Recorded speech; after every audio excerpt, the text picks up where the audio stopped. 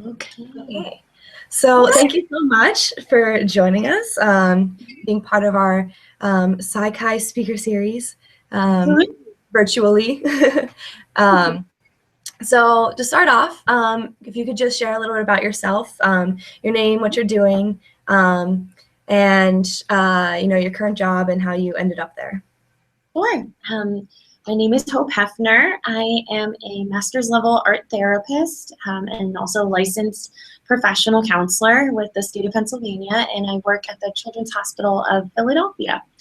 And I'm one of 5 creative arts therapists here at the hospital, and I primarily work with patients on the adolescent medicine service, which are mainly patients with eating disorders and various malnutrition related issues, as well as on the oncology unit with patients of all ages who have different types of pediatric cancer, and the pulmonary unit with patients who have cystic fibrosis, and finally an outpatient in dialysis with patients who have renal failure.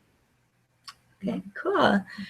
So what does a typical workday look like for you? What are you doing when you're working with these patients? I'll point out, this is my ginormous cart that I push around the hospital. So my general day is I usually have a group during one day on one of the 4 units that I talked about, as well as various individual patients that I see. They are referred to us on a consult basis. So there are patients identified in the hospital as having difficulty coping, and that can look like a wide spectrum of things, but they're patients who are maybe exhibiting a high level of anxiety, they're perhaps showing symptoms of depression, they are expressing fears or concerns around death and dying.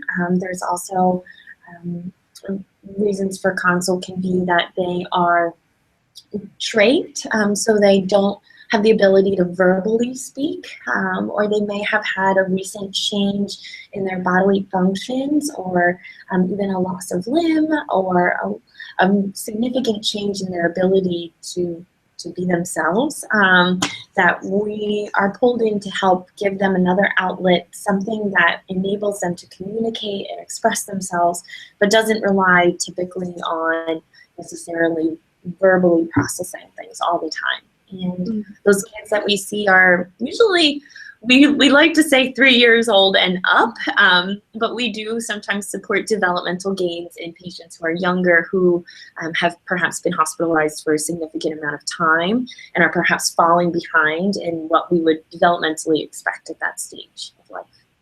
Cool. So was this something you always knew you wanted to do? Did you kind of leave now thinking that this is what you wanted to do?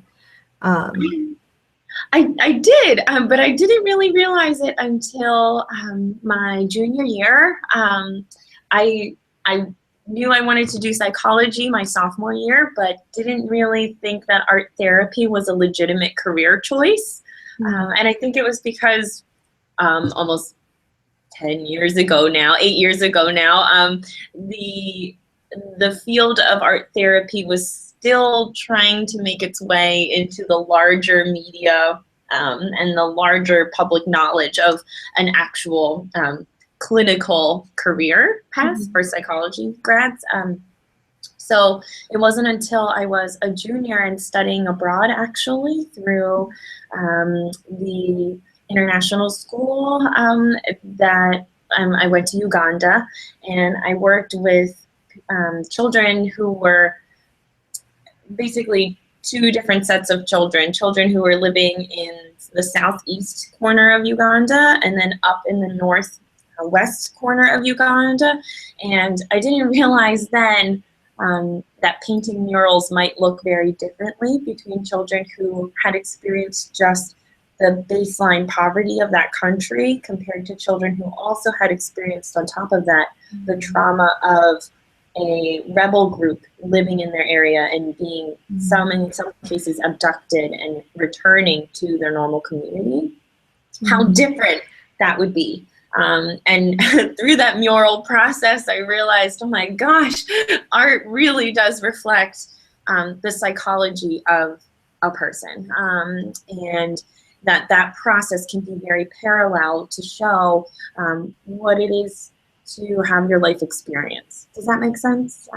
Yeah. So the way that you interact with people, the ability for you to have understanding and self-awareness of your own processes and conflicts all comes out in the artwork. So coming back from that time abroad, my junior year, I realized I was like, art therapy is the thing for me. I applied and went from undergraduate to graduate school. And really then in grad school, I fully appreciated what the field of art therapy is capable of doing for patients. I think that art therapy, I push around a giant cart. It's purple, my hair is purple on the ends, and the kids see me as the fun lady. I'm the fun art lady. But also making it very clear to them that I'm a safe person to talk to, that I'm a person that's not like their parents, that they can be really sad or frustrated or angry or scared in front of me, and know that I'm prepared to be with them in that space, and that the art is a way that then we can take those feelings and take them from living in here to putting them on the paper and hopefully giving them their own time and space. And that those feelings are okay, but that we can also make something beautiful from those feelings. So I think that the marriage of verbal therapy and art is really a fantastic modality for children, particularly in this setting, but any population. Before I worked here, I worked at the inpatient acute psychiatric hospital. I was working with patients from adolescence up until my oldest patient there was 96. And she was blind. And I mean, any person can do art therapy. And then I also worked for a time with military personnel from Fort Dix through the Warriors Transition Unit. Big burly men who were officers in the military also found art therapy to be inherently healing and very therapeutic. And I also worked with homeless veterans for a time, and they found the process very helpful as well. Wow. So I would like to emphasize that if any college student wanted to be an art therapist, but didn't necessarily see themselves working with children, that this is absolutely still a career option for you. And I know I have several colleagues who have never worked with kids, and they purely work with adults and absolutely love it. Did you always know you wanted to work with kids, or did you kind of come to that path, after these other experiences you had working with different age groups? Yeah, it was the latter. I did not think I wanted to work with children at all coming out of college. I thought I want to work with veterans, I want to work with adults, and as a new therapist, I really liked working with everyone. I didn't have a preference. And then as my career evolved over the course of about 4 years, 3 or 4 years, I started to realize I think I'm feeling a little burnt out, and understanding your own process as a therapist is one of the biggest parts of becoming a therapist. I wish I had known when I was in college that you can't be a therapist unless you engage in your own therapy, in your own self-care, and to be able to walk with people through difficult times, it really requires your own self-reflection. Thankfully, I had a supervisor who was very instrumental in me making sure I really checked in with myself frequently. And she really guided me to say, maybe you want to try working with children. And this opportunity was available, and thankfully it all worked out. So, but I do feel that my knowledge from working with veterans with post-traumatic stress and working with adults in acute crises kind of all plays into what I do here and now. Oftentimes I meet patients, right from diagnosis, and so that whole family unit is in a period of crisis, and that's when we're being called in to kind of help bring them back to a sense of normalcy. So. So do you want to talk a little bit about kind of your transition from Bucknell into graduate school and kind of, the application process, deciding what programs to look at and kind of how you made those decisions? Sure. 8 years ago, the art therapy options for graduate school in the tri-state area were very limited. Drexel University was kind of like the top one in the area, and I knew that if I wanted to stay in Pennsylvania, I wouldn't have to relocate for this program. Since then, though, quite a few more programs have started in our area, and quite a few are now accredited, and I would say their programs have developed into a level that is equal to or equal to or more in clinical value as Drexel. Drexel's program was unique in that it was started by two psychiatrists. And an art therapist kind of joined in after it got rolling. And that program is very focused on allowing you to have medical diagnostic language, clinical language that makes you a good treatment team member. I think for me to walk in with patients' artwork, and if I were like, oh, look at this picture, it's sad, that wouldn't really gain me any respect as a part of a clinical treatment team.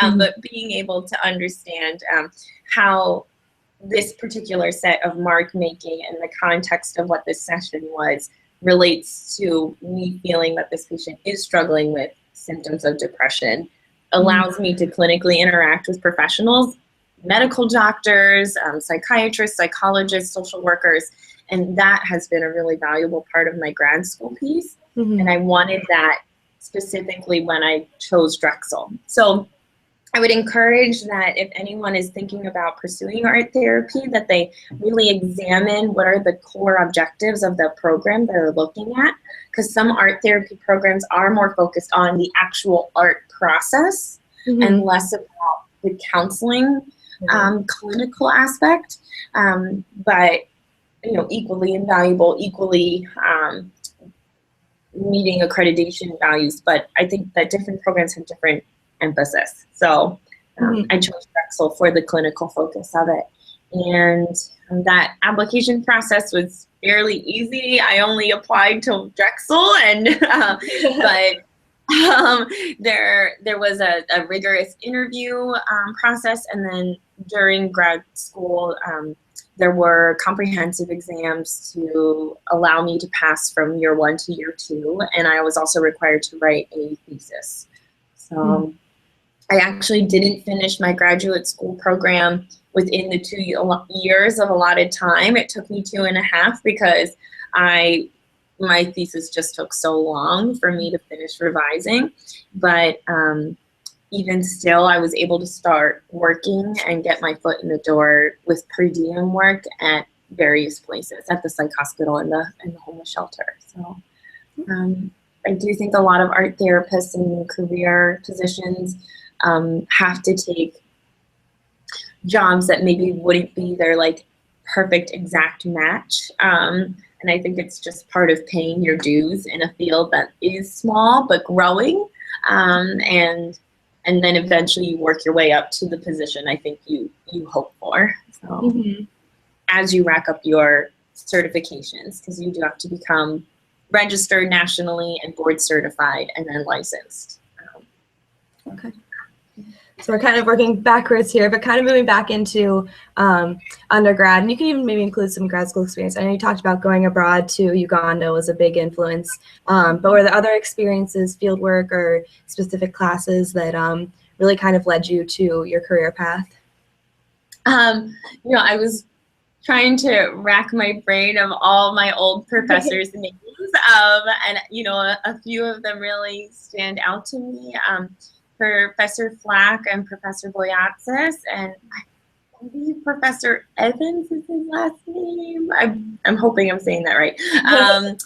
All of their classes were core classes that actually I repeated pretty much my first year of grad school. And I think if I hadn't have taken their courses, I wouldn't have appreciated the field of psychology. I think, you know, the abnormal psychology course, when I took it, allowed us to also go to Danville Psychiatric Hospital at night once a week as part of the experiential. That was huge for me. I think that opened my eyes to the reality of these things that I'm reading about in a textbook impact people's lives in a way that I can never fully appreciate and understand as someone who does not have psychosis or a debilitating mental illness, but understanding that I need to be able to connect on some human level with a lot of empathy and compassion for those people, and not try and do like a distancing, like an us-them, but rather a partnership. That experience really opened my eyes, I think. It really helped me understand that. And to be in this field, if you're feeling when you go to that hospital and you're around those people that it's so overwhelming or scary, and that you can't help but feel some kind of like need to distance, if that feeling lasts, then maybe that's not the route to go, to focus on clinical work. Maybe research might be more fitting. But I think, you know, that experience confirmed for me, I love being with people of any walk of life and in any mental state. And that's really what I want to do with my day-to-day life, which is here I am now. It's never boring. And when I meet a new family, you know, you never know what you're going to get. They could be angry, they could be excited, they could be totally skeptical about your services, and having the privilege and honor of witnessing that family in a moment that's trying and help them have opportunities to heal. I think that desire in me, that excitement that I have when I meet those people, is started at Danville during that experiential, because I really fell in love with trying to get to know the actual person and not the diagnosis, if that makes sense. Yeah. Cool. Is there anything that you know now that you wish you would have known during your undergraduate career? I saw this question that you sent me, Rebecca, and I thought I really don't have an answer for that. I think that everything I discovered along the way was right when it should have been, and Bucknell really prepared me, and the psychology program really prepared me for grad school. I will say that for my first year of grad school, the first 3 quarters, I actually worked full time while I went to school, which was unusual, but the basic psychology courses, child development, abnormal psychology, all of those things were really a repeat from my experience from Bucknell. Bucknell prepared me so well that those classes were more like a review, and I felt I had the luxury of really focusing on my art therapy specific courses, and kind of still racking up a little bit of financial support for myself as I entered into my very much more internship heavy part of my graduate school experience. So I did internships all throughout. Like week 2, I was in Friends Inpatient Psychiatric Hospital in the adolescent unit observing an art therapist. And then the end of my first year, I was expected to be leading groups, leading individuals, but supervised by an art therapist. And then by my second year of grad school, I was expected to be autonomous by the end of that second year, working as an intern. So, you know, I was really thankful that I had such a strong foundation to be able to focus on my energies on that internship experience and understanding everything that I was learning about. So. Okay, cool. Do you have any advice for Bucknell students, either experiences they should be trying to get while they're here, students who are starting to move on into grad school or maybe trying to decide kind of, what they want to do with a psych degree? Sure.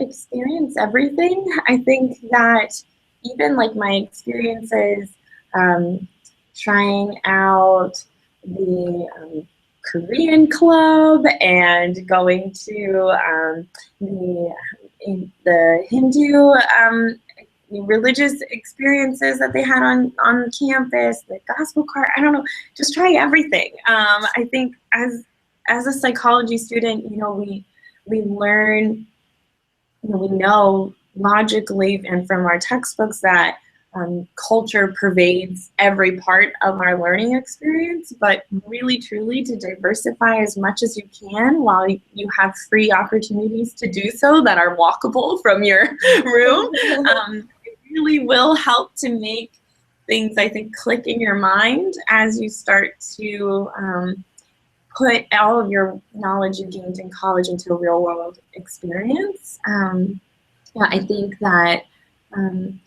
appreciating and being comfortable with people of different backgrounds and cultures, and asking those questions of, teach me about what your life is like is one of the basic tenets of being a therapist. I can't possibly offer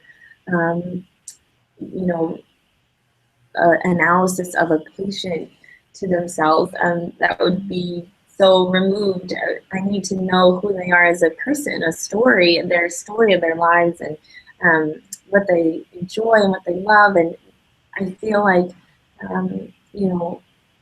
an example is I was so thankful for the LGBT community at Bucknell because I grew up in a town where was very tiny, and I did not meet many people who, when I was going to high school over 10 years ago, who were out and public about their sexual orientation. I was so thankful for Bucknell because I met people who were discovering who they were truly with their sexual orientation and willing to talk about it.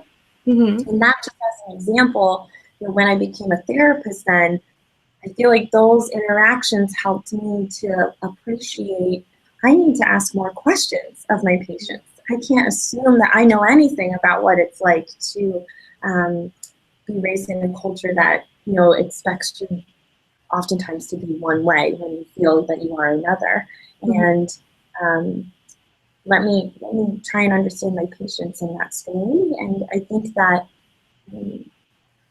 if you're considering a role in psychology and you're not quite sure what to do, really imagine for yourself, like, how much do I enjoy hearing the stories of people and understanding and puzzling out who they are? If you think that really resonates with you, I would say really consider a counseling career of some sort, because the world needs more genuine therapists who really want to get to know people on a human level, but at the same time have good boundaries to be able to offer them true therapy, and not try and sway them into one way of thinking. I think being a therapist is being as open-minded as possible at all times. Mm-hmm. Expand your opportunities now and take those opportunities. Awesome. Is there anything else that you would like to share that you feel like you haven't gotten a chance to really talk about? I guess I would say that if you, I find that the best patient care is given in a team setting. So if you're a psychology student and you're considering becoming a psychiatrist or a psychologist, or a social worker, partner with every possible person that you can. I think I find that as an art therapist, I have to do a lot of advocacy and education about my role, because I don't think oftentimes people, their general perception of a counselor is that I'm going to be asking you to sit on a couch and talk to me about your problems, and not necessarily paint or draw first. in a metaphor about like a boat. Like, I think I have some psychologists or nurses or other staff walk in on my sessions and they don't really understand that the patient's drawing a boat, not just to draw a boat, but because that voyage and how they describe what it's like to be in the boat, the water around them, the weather can all be reflective and a metaphor for them to tell a story about what it's like to be here in the hospital. And I think that I've learned that every person on a treatment team has valuable knowledge to share. So the more people you can engage in the psychology field around your patient and get those different perspectives, really strive for that. It's so beneficial and it will just make your practice even better. Okay. Awesome. Thank you so much for your time. This was wonderful. Thanks, Rebecca. Yeah, and I'll be sharing this with the rest of PsyCon and other psych students, and hopefully it will be very useful for them as well. Yeah, and if anyone would like to chat more with me or has more questions about the specifics of art therapy, please tell them to reach out to me, and I'm happy to do that. Sure. All right. Thank you so much. Nice to meet you.